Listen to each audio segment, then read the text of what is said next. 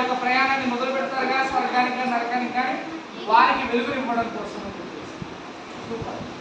ఇంకా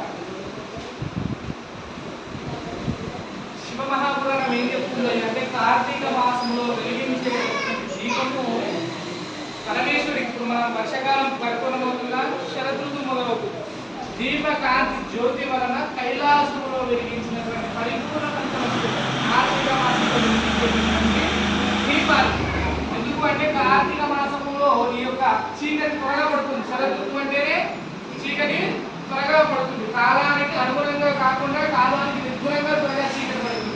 అలాంటప్పుడు ఏమవుతుందయ్యా అంటే కార్తీక మాసంలో మీరు దేవాలయాల్లో దీపాలు వెలిగించినట్లయితే, పరమేశ్వరుడు దీపం వెలిగించినట్లయితే సాక్షాత్తు ఆ యొక్క కైలాసంలో ఉండేటటువంటి కైలాస పర్వతంలో ఉండేటటువంటి చండీశ్వరుడు అనేటటువంటి వాడు ఉంటాడు.